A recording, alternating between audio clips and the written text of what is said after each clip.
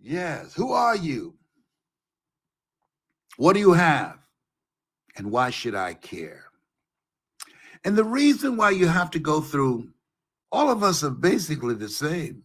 The only difference between the haves and the have-nots are their habits. Yeah. Warren Buffett said something I like. Habits are too light to be felt until they're too heavy to be broken. You need to write that down. You need to write that down.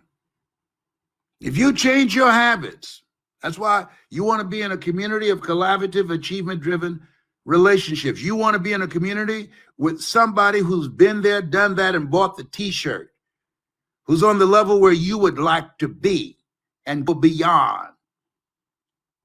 All of us are the same. I like to make it simple. All of us are the same. The only difference between you and your family members, you and your friends, are your habits. Your habits. Think about it. Think about it. I separated myself from somebody the other day that I love. But that person's habits. Well, why didn't you try and help them? Because they wouldn't help themselves. It takes energy to live the life that you want to live. And most people are not willing to change their habits. They just want to do what they want to do. There's a process to becoming successful, to releasing your greatness, to identifying your goals and being able to go through the hoops and work through systemic racism and all the other barriers that we're aware of and not aware of. There's a process.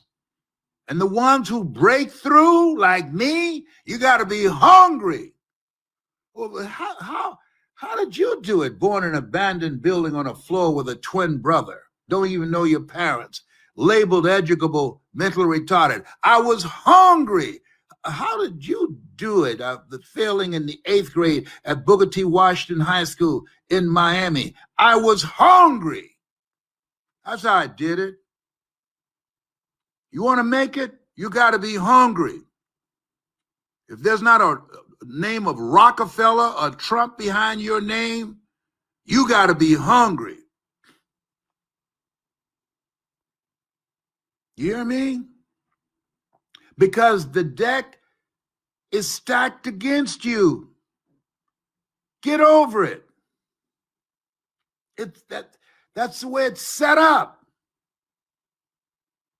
And when you listen to Choosing Your Future, it will give you the mind, fuel, and power. You'll get into my thinking. You'll see how I got here. When you listen to Choosing Your Future, you'll see. You want to keep a social distance from poverty, social distance from hard times, social distance from being poor, social distance from living a life of mediocrity, social distance from people who are not going anywhere, a social distance from people who don't want anything, social distance from people who don't have goals and dreams. Why? Because they rub off on you. This road that you want to get on, this life that you're seeking, it's uncommon. It's different. And sometimes it's lonely. I choose not to be a common man. It's my right to be uncommon if I can. I seek opportunity, not security. I do not wish to be a kept citizen, humbled and dull by having the state look after me. I want to take the calculated risk, to dream and to build, to fail and to succeed. I refuse to live from hand to mouth. I prefer the challenges of life to the guaranteed existence, the thrill of fulfillment to the still calm of utopia. I will never cower before the master, nor bend to any threat. It's my heritage to stand erect, proud and unafraid, and face the world boldly and say, this I have done. You know why you're listening to me? Because you're uncommon. Everything I'm saying is common sense, but common sense is not common practice. You're different. Get over it. Understand that. Everybody's not going to get it. Reverend Ike was right. The best thing to do for the poor is not be one of them. Are the people who think like I think. Are the people who can do what I've done plus more. Why? That's just the way it is. Jesus said, all power is in my hands. Oh, got to tell you. By the way, the poor will always be among you. Sorry. Oh, come on, Jerusalem Slim. Oh, my gosh.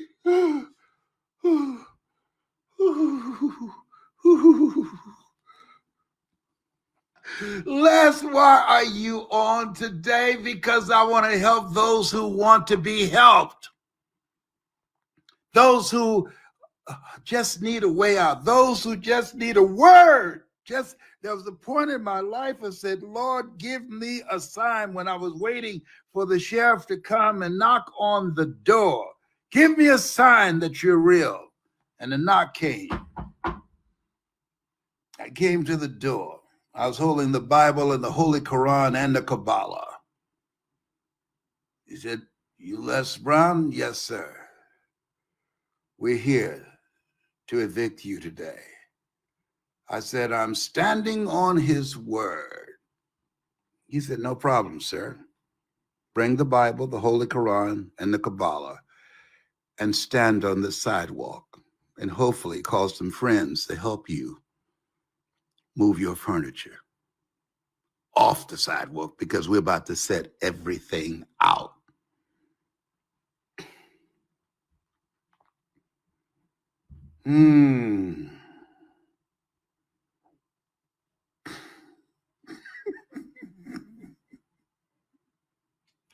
I cried. He wasn't moved. I think he was playing a violin. Mr. Brown, this is the world's smallest violin, playing the world's saddest song. I'm losing my home. Poor little thing.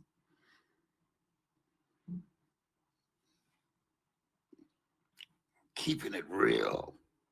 As the millennials say, I'm keeping it real. I'm speaking truth to power, the power of your mind. Guess what? I'm still here. Guess what? Everything I lost, I got it back, plus more. And you can and will too. You listen to me. You become a part of my community of collaborative, achievement-driven, supportive relationships. Don't try and do this by yourself. Jesus had a posse of 12. You just got to get around the right people because people rub off on you. As I said, all of us are the same. Only thing that separates us are our habits. When I change my habits, see, poor people have habits. They do things in a certain way. Wealthy people have habits. They do things in a certain way. I studied wealthy people. And when you have a goal and dream and you're hungry, the odds don't matter. I can't tell you the number of people saying, you're going to speak? Has something happened that I don't know? What do you mean by that? Have you gone to college since I've known you? No. What about any night courses you've taken? No. You don't have any college degree at all? No. Who's going to hire you? IBM, Xerox, General Electric, McDonald's Corporation, Fortune 500 companies, churches, organizations around the world. How are you going to develop the credibility? I don't know. I'm taught, lean not unto thine own understanding. I'm taught, walk by faith and not by sight. I'm taught, commit thy works unto the Lord, and thy thoughts shall be established. In all thy ways acknowledge him, and he shall direct thy path. Whoa. Brother, you need some counseling.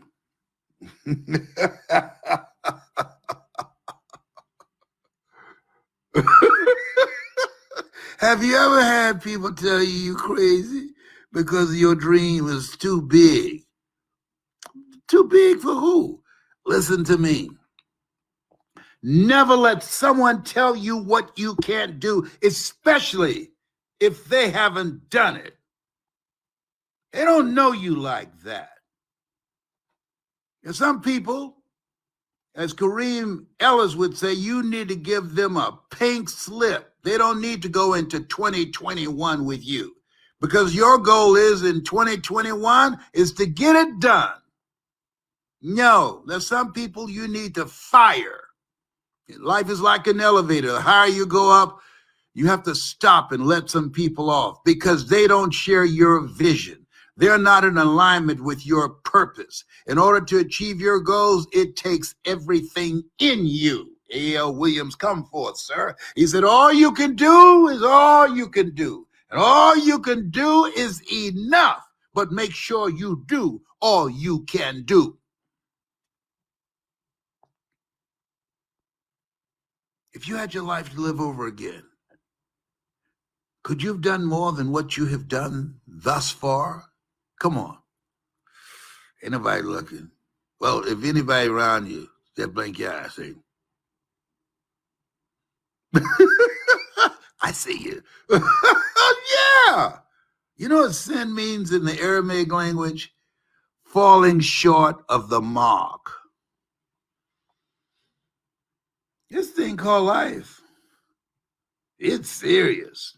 And right now, this is the most serious time in my lifetime being on the planet. And so it requires serious effort. It requires a new game plan. It requires rituals and practices and habits that empower you, that will give you a breakthrough. You need breakthrough thinking in this period where you are. Did you hear me just now? If you don't change yourself, if you don't change your mindset, you are unprepared for what you will see. You're unprepared. Why? Lest because the world that you've become conditioned to, the world that you once lived in, the requirements are different. That world no longer exists. There's nothing normal about it. Nothing. And we have to find a way to keep it moving, to work around it, to do what we need to do to stay alive. And don't join the crazies.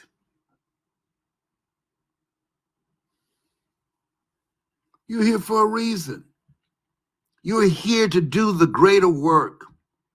I had to remind myself of that. And I said, what can I do to impact more people? And the computer gives me that opportunity to reach more people. Some people don't have nothing. And at least I can give away something that can lift their mind, their heart, and their spirit, because I'm here as a result of God's grace and mercy. And he didn't give me an invoice.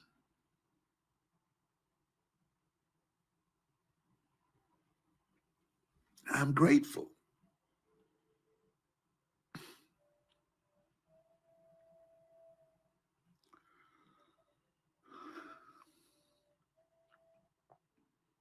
This is a special moment. You have something special. I talked to a friend of mine, Jamal. He saw me yesterday and he said, man, he said, I couldn't sleep last night. I saw you yesterday. It triggered something in me. It triggered something in me. And I was working all night, man. See, everybody's not going to hear your voice. And that's okay. Don't get your feelings hurt. They're not on the same page with you. And that's okay. Communicate with the people who are. Remember that song years ago? If you can't love the one you love, if you can't have the one you love the one you with. Oh, boy.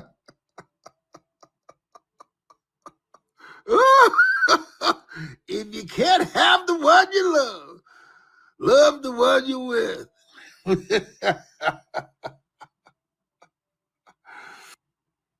Your superpower is your calling. A job is what you get paid for. Your calling is what you're made for.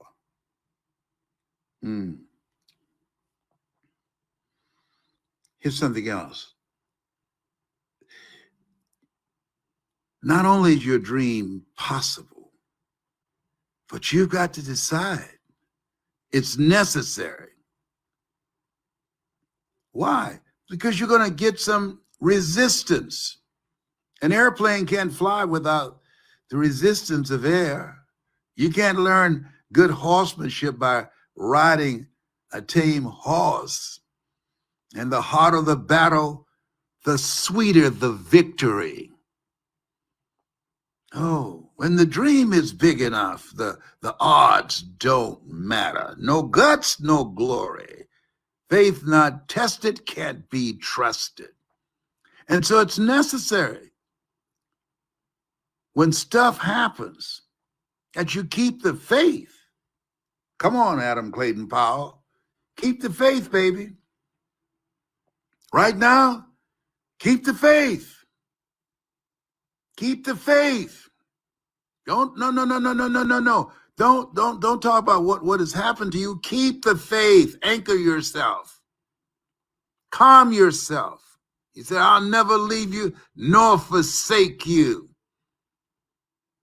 Believe in miracles. Miracles still happen. But I can't see the light at the end of the tunnel because you are trying to see what you are. You are the light. Get with it.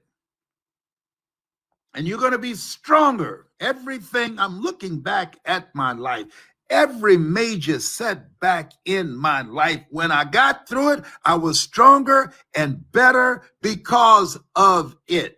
It contributed to me becoming the person that I am now. It contributed to me being able to speak to millions of people around the world. And all my friends who had more education, all my friends who had such great opinions about why I couldn't do it. My mother, Mrs. Mamie Brown, said, opinions are like behinds. Everybody's got one.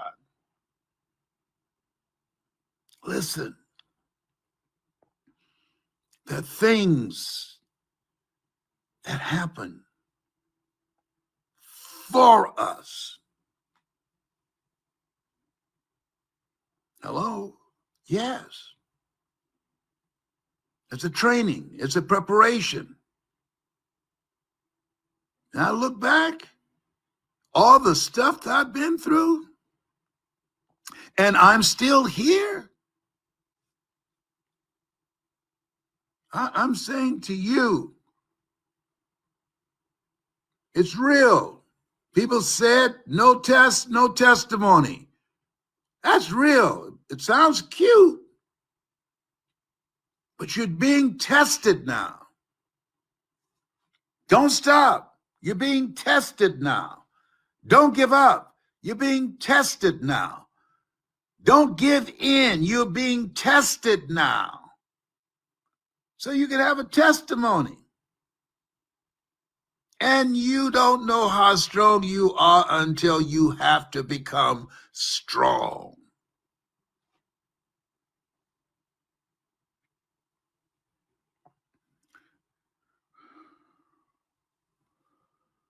You're God's miracle child. I talked to a man who's going through our training. When he was a baby, my Lord, he fell. He got through the rails where they were living in the apartment, fell from the third floor, And doctors said he was going to die. He didn't have long to be here. And his mother, rather than just let him be on life support, gathered him up and said, I want to take my baby home. And he's still here, motivating people. He couldn't hear because of the injuries. Blind, couldn't talk.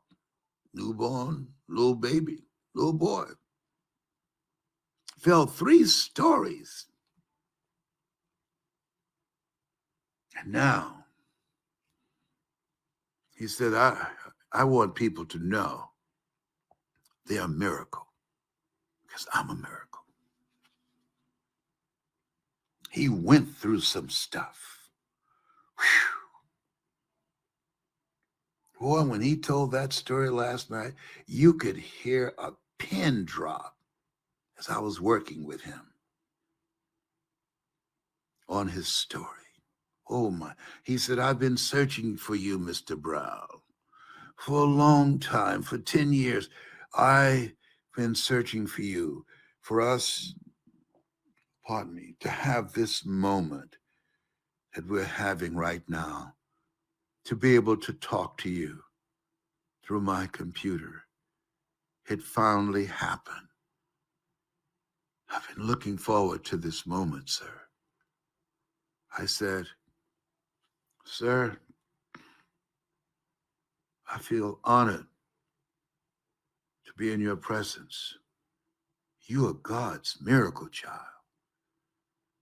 You fell 3 stories as a baby.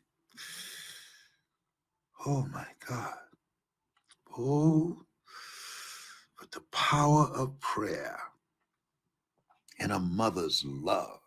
Give me my child. You determine the diagnosis, but God determines the prognosis. Give me my child. Gathered him up, disconnected those tubes, and carried a miracle out into the parking lot to get in the car to take home. Whew. Look at God. You've had some experiences. You've had some experiences that God has done for you, through you, as you, and you knew it was not you. I give him the praise. I give him the credit. Some of you, this is a breakthrough moment as you're listening to me right now. It's a breakthrough moment. You can hear me in your heart. It's stirring something up now. Now you know this is not it for you. You know when you look at me, when you look at my eyes, you know that you got to be hungry. That hunger brings out a fierceness in you and refuses to be denied, that it's possible, that it's necessary, that it's you, that you take personal responsibility for where you are. And it's hard. And you can do hard. You can do hard. Oh, it's hard. Yeah. Okay. Got it. Got it. Got it. So you said hard? Okay.